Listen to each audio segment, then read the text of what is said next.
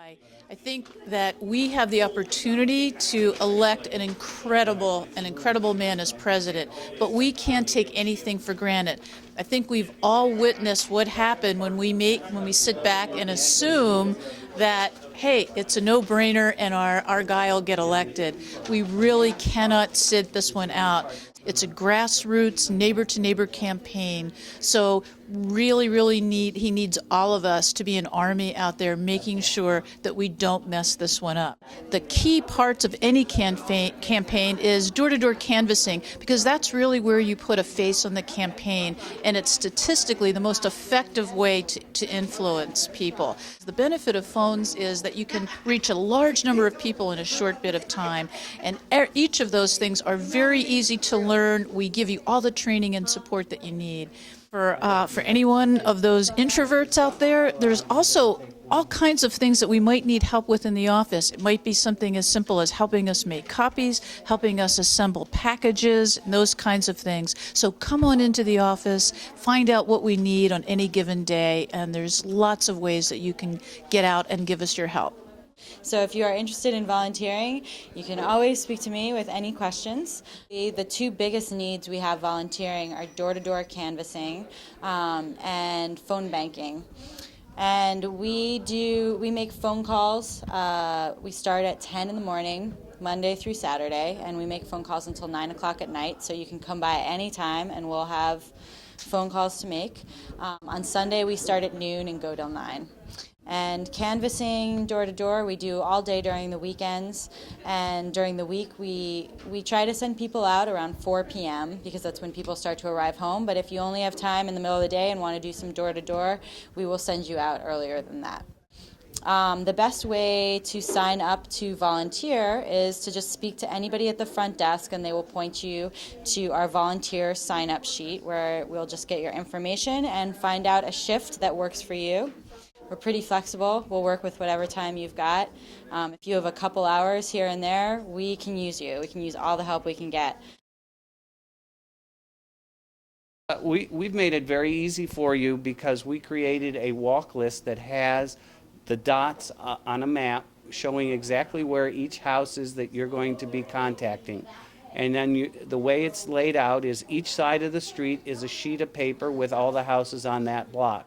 You knock on the door, you give the persuasion talk or the voter registration talk or whatever talk we're giving in the script for the day, and then you fill out what happened on that event with that person. If they were home, if you were able to convince them, if they're going to volunteer, if somebody passed away, and you just fill out all the information for each individual household that you were able to have a contact with. Those you weren't, you say not home, and you go on to the next house.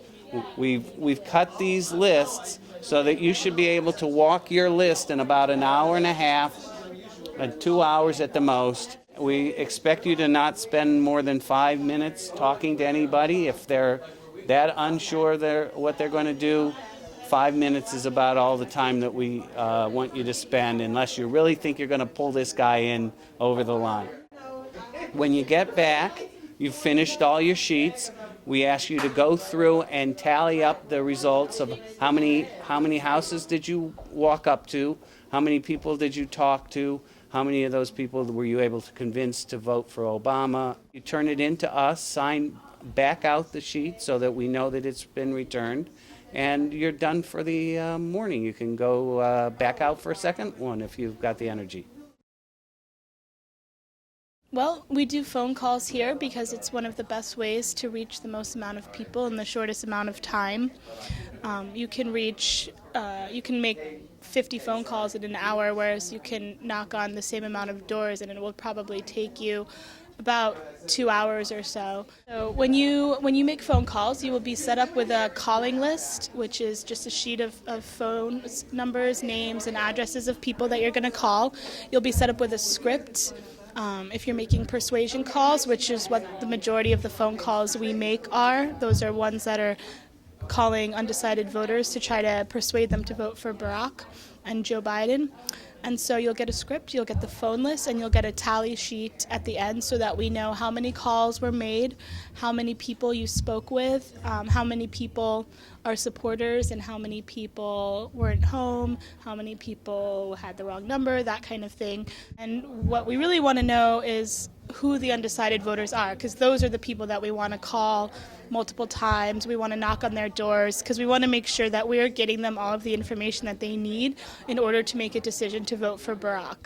So this is what a call sheet looks like. You can see that we've got the county where the person lives. We only call Montgomery County out of this office. And then the township or borough that they live in. In this case, this person lives in Rockledge.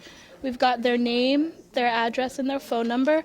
And then we've got keys over here so that we can mark the result of the call, because we need to know, if they were not home, if they refused, which meant they hung up or said they weren't interested, if we left a message, if it was a wrong number, deceased, if they're dead, we're not going to keep calling them, and if they're Spanish speaking, because then we want to get a Spanish speaker to reach out to them. And then the ID here, this is who they support. We've got 1 is support Barack, 2 is lean Barack, 3 is undecided, 4 is lean McCain, 5 is support McCain, and 6 and 7 are Ralph Nader and Bob Barr, who are 2 independent candidates running for president.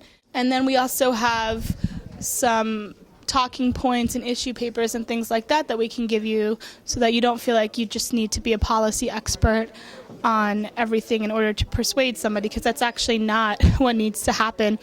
Just telling the person why you support Barack, telling them how Barack's personal story can relate to them, and then relating in his policies and issues and legislative accomplishments to that. So we want to find out what issues the people that you're talking to really care about, whether it's the economy, whether it's healthcare, whether it's foreign policy.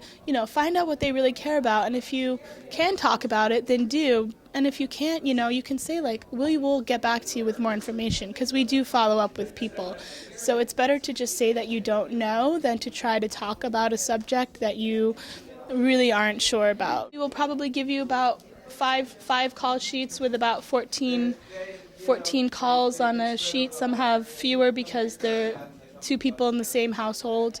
And we really encourage you to finish all of your call lists. If you only have an hour or so to make calls, just let the person who's giving you the packets know, and they can take a few sheets out. But we really, really encourage you to make about 40 calls an hour. That should be no problem. For persuasion calls, we don't leave messages, so you can really zip right through those calls. But the person at the front desk or whoever is helping you will explain to you exactly what kind of calls you're making and exactly what you need to do and what needs to get recorded, and what script you'll be using. So really, you should have all of the information before you even start.